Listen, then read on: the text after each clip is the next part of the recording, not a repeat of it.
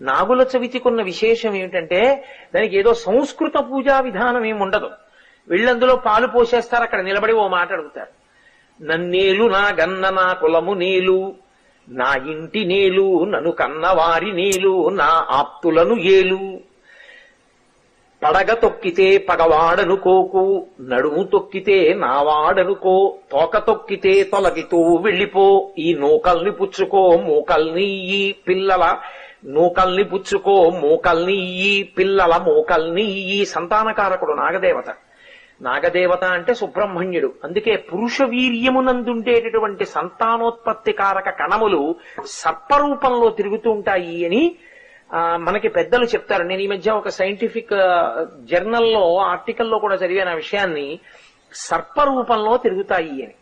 అది నాగదేవతానుగ్రహం ఉంటే, అందుకే సుబ్రహ్మణ్యుడి యొక్క నామాల్లో